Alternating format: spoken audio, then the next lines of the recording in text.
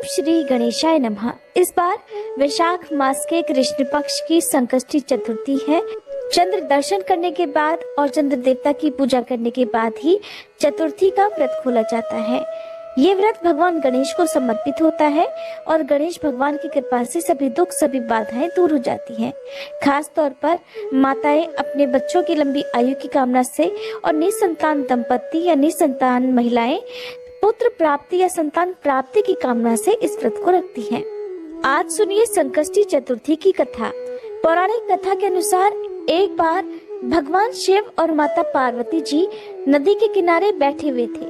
तभी अचानक माता पार्वती को चौपड़ खेलने की इच्छा हुई, लेकिन वहां उन दोनों के अलावा तीसरा कोई भी नहीं था जो इस खेल में निर्णायक भूमिका निभा सकता। भगवान शिव और देवी पार्वती ने मिलकर मिट्टी की एक मूर्ति बनाई, उसमें प्राण डाले और उसे खेल में सही फैसला लेने का आदेश दे दिया। खेल ही खेल में माता पार्वती जी बार बार भगवान शिव को मात दे रही थी, उन्हें हरा रही थी। चलते हुए खेल में एक बार गलती से बालक ने माता पार्वती को हारा हुआ घोषित कर दिया। माता पार्वती ने क्रोध में आकर उस बालक को श्राप दे दिया कि वह लंगड़ा हो जाए। देखते ही देखते वह बालक लंगड़ा हो गया। तब बालक ने अपनी भूल के लिए माता पार्वती से बार बार क्षमा मांगी। तब माता पार्वती को उस बालक पर दया आ गई और उन्होंने उस बालक से कहा कि मैं अपना श्राप तो वापस ले नहीं सकती, लेकिन एक उपाय से तुम्हें इस श्राप से मुक्ति मिल सकती है। माता ने कहा कि संकष्टी वाले दिन गणेश भगवान की पूजा करने के लिए इस जगह पर कुछ कन्याएं आती हैं। तुम उनसे व्रत की विधि पूछ लेना और सच्चे मन से व्रत करना। संकष्टी चतुर्थी के व्रत के प्रभाव से तुम्हें इस श्राप से मुक्ति मिल जाएगी। तब बालक ने व्रत की विधि जानकर श्रद्धा पूर्वक संकष्टी का व्रत किया।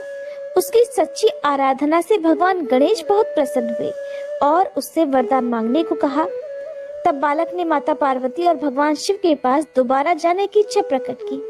भगवान गणेश ने उस बालक को शिवलोक पहुंचा दिया, लेकिन जब वह पहुंचा तो वहां उसे केवल भगवान शिव ही मिले। दरअसल उस खेल के बाद माता पार्वती भगवान शिव से नाराज होकर कैलाश छोड़कर चली गई थी। जब भगवान शिव ने उस बालक से पूछा कि तुम यहाँ कैसे आए, तब उसने बताया कि गणेश जी की पूजा करने से उसे ये वरदान प्राप्त हुआ है। ये जानने के बाद भगवान शिव ने भी देवी पार्वती को मनाने के लिए संकष्टी के व्रत को किया। क्योंकि भगवान गणेश को सभी देवी देवताओं में प्रथम पूजनीय माना जाता है, इसलिए इस व्रत के प्रभाव से माता पार्वती भगवान शिव पर प्रसन्न होकर वापस कैलाश पर्वत पर आ गई। दूसरी पौराणिक कथा के अनुसार सत्यवादी राजा हरिश्चंद्र के राज्य में एक कुम्हार रहा करता था। एक बार उसने बर्तन बनाकर आंवा लगाया, लेकिन बहुत देर तक आंवा पका नहीं। बार बार नुकसान होता देख कुम्हार एक तांत्रिक के पास गया और उसने तांत्रिक से मदद मांगी। तांत्रिक ने उसे एक बालक की बलि देने के लिए कहा। उसके कहने पर कुम्हार ने एक छोटे बालक को आंवा में डाल दिया। उस दिन संकष्टी चतुर्थी थी। उस बालक की मां ने अपनी संतान के प्राणों की रक्षा के लिए भगवान गणेश से प्रार्थना की। कुम्हार जब अपने बर्तनों को देखने गया तो उसे बर्तन पके हुए मिले, साथ ही आंवे में डाला गया वह बालक भी सुरक्षित मिला। इस घटना के बाद तो कुम्हार डर गया और उसने राजा के सामने जाकर पूरी कहानी सुनाई।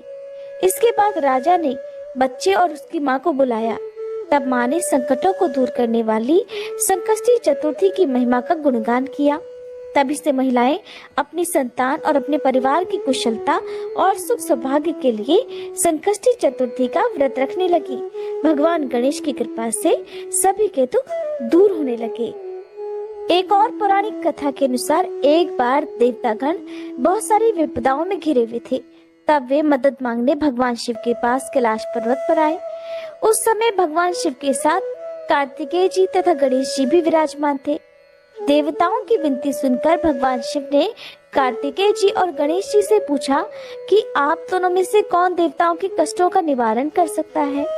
तब कार्तिकेय जी और गणेश जी दोनों ने ही स्वयं को इस कार्य के लिए सक्षम बताया।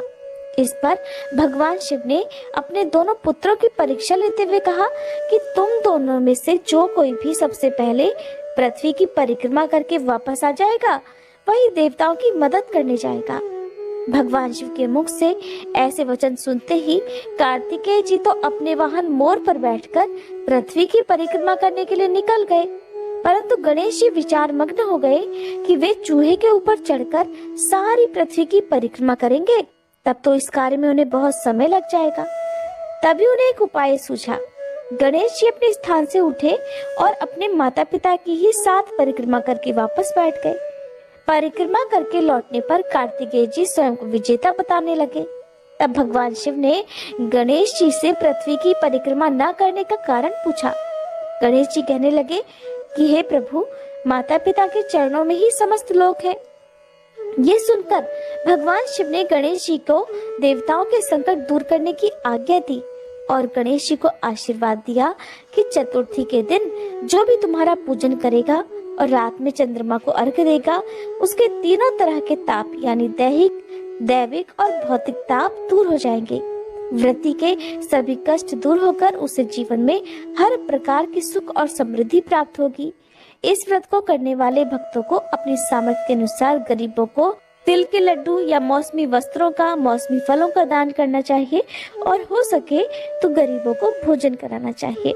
साथ ही इस दिन गणपति भगवान को लड्डू, मोदक, पान, सुपारी, इलायची और दूर्वा, जो भी आपकी सामर्थ्य उसका भोग लगाना चाहिए।